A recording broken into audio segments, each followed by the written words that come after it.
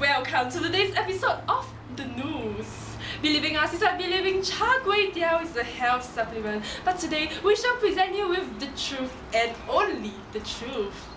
So now today we have invited experts from I Love Biodegradable Plastics Private Limited to share with us more about biodegradable plastics. And now we shall examine why normal plastic is killing the world according to environmentalist Becca, who has just come from a swim. So now today we will be interviewing our environmentalist Becca. What is this? Plastic debris like these are often laced with chemicals which when ingested by marine animals will toxic and harm them and kill them. Do you know, annually 100,000 marine animals such as penguins, whales, dolphins, turtles die after ingesting these kind of plastic bags. Even after their death and decomposition, these plastic bags remain intact.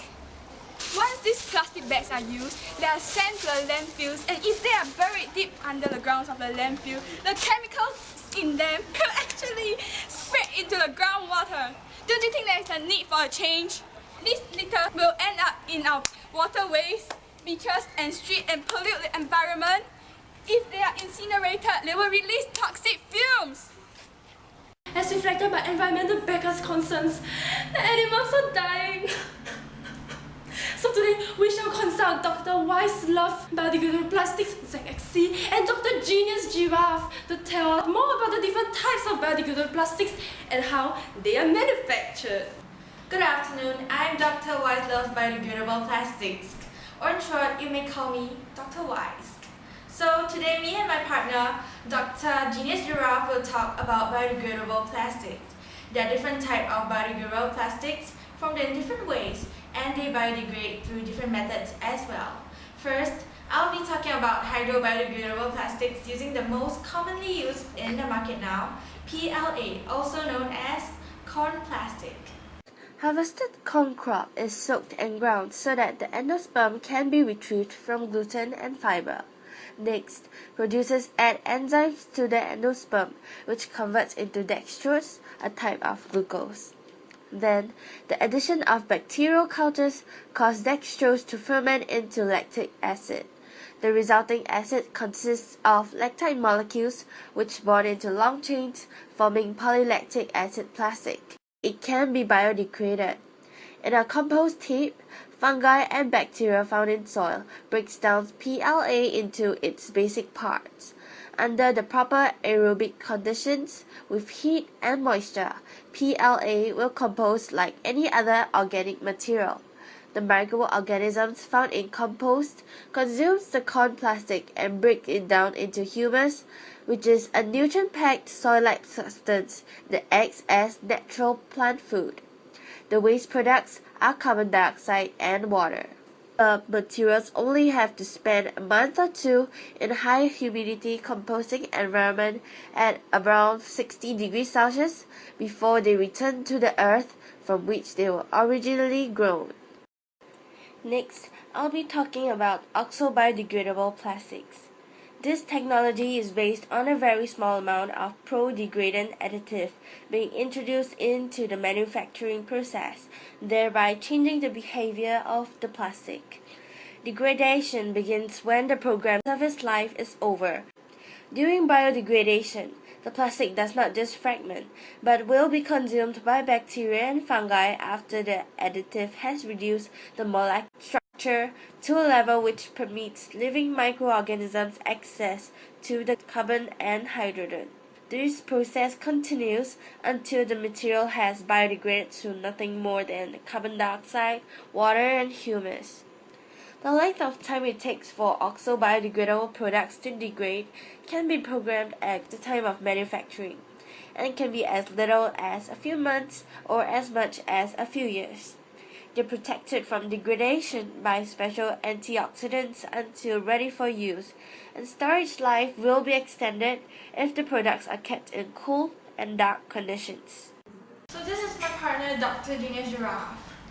Hello, my name is Dr. Genius Giraffe. Previously, my colleague Dr. Wise Loves Biodegradable Plastics has introduced you to two types of biodegradable plastics. Now, I shall introduce you to another type of biodegradable plastic. Say hello to polyhydroalkanoic polymers, or PHA-based plastics. Researchers, smart as me of course, have found that a wide variety of bacteria synthesize a special kind of PHA polymer called poly-B-hydroxybutyrate, or PHB. Ever thought bacteria had no fat? Well, PHB serves as an energy storage material for bacteria. PHB is used when bacteria are in nutrient-poor environments, but a lot of PHB will be formed when bacteria are in proper conditions. The best thing about PHAs are that because they are of biological origin, they degrade relatively quickly and completely. Bacteria will break down the PHA into CO2 and H2O. However, PHA-based plastic will not decompose in a microbially inactive environment such as a sanitary landfill with no active microorganisms. Another benefit of PHA-based plastics is the ability to control the chemical and physical properties of the polymer. So, biodegradable plastics or not? Well, today we have two environmentalists here with us at the news. First, with environmentalist Becca and the old, conservative but experienced environmentalist Judy. They will be discussing all the pros and cons of biodegradable plastics and non-biodegradable plastics. Enjoy the heated debate. As its name implies, biodegradable plastic can be broken down and they will not stay on the land for a long period of time. Yes, I agree with you. But this quick biodegradation can only be achieved through a special condition, which is 60 degrees Celsius for 10 days. And this kind of condition is not easily achieved in your typical landfill. Such a condition is not necessary for all biodegradable plastic. Some biodegradable plastic can be broken down by naturally occurring bacteria. Yes, but in the deeper layers of the landfill there is no oxygen, and biodegradable plastics such as oxo-biodegradable plastics cannot be broken down through oxidation. Another disadvantage of biodegradable plastic is that it cannot be easily recycled together with the other normal plastics. For example, PLA. It has a different composition from other normal plastics, thus it cannot be mixed together, or otherwise it will be considered as a contaminant. Yes. Biodegradable plastic consists of natural biomass which can be taken from trees, plants, animal fats, etc. and they do not contain harmful chemicals or elements unlike non-biodegradable plastic which are produced from oil. But it is exactly because of this biomass that's why biodegradable plastics release toxic greenhouse gases such as methane.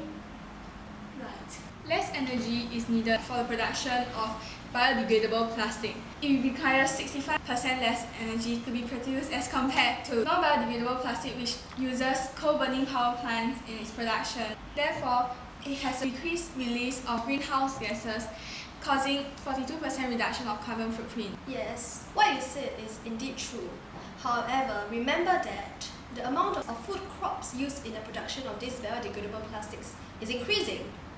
Moreover, for example, 2 kilograms of food crops is needed to produce only 1 kilogram of biodegradable plastic. Can you think of all those kids in the developing countries with no food to eat? Don't you have a heart? Yes, environmentalist Judy, I have a heart. Researchers have isolated the genes in the bacteria which enable it to produce PHA polymers and thus plastics. By inserting these genes into the plant, PHA polymers can be produced. Researchers are working to increase the amount of polymers produced by the plant and altering the composition of the plastic. Yes, I agree with you, but through this method, having a high yield is practically impossible because the best location to extract plastics is from the plant's chloroplasts. And the chloroplasts are the location where the plant absorbs sunlight for photosynthesis. Thus, if you extract too many plastics from that area, plant growth will be interfered and the plant cannot produce a high-grained yield. Finally, the method that you described is too extensive and too complex. So, whether biodegradable plastics are better or non-biodegradable plastics are better, you be the judge. After listening to all the views of the experts, doctors and environmentalists, we have here Mrs. Lulu. So Mrs. Lulu, what do you think about using biodegradable plastics? I feel that they are horrible. They are so uncost efficient and it takes so much more money to produce them and acquire materials for them. They're at least 10 times more expensive than normal plastics. It is indeed cheaper in terms of cost of production to use non-biodegradable plastics.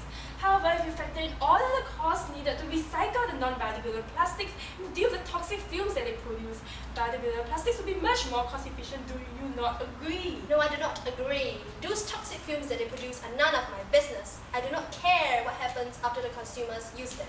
I'm a businesswoman, so definitely I only care about the cost and about making money.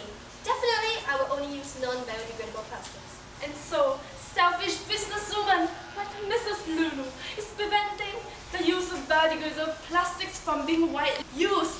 The animals are dying because of selfish businesswomen like Mrs. Lulu. After this week's episode of the news, I truly hope you have gained a greater insight of biodegradable plastics, from how they are made to how they are biodegraded and the pros and cons of the different types of plastic. Stay tuned and see you next week for more exciting episodes. So how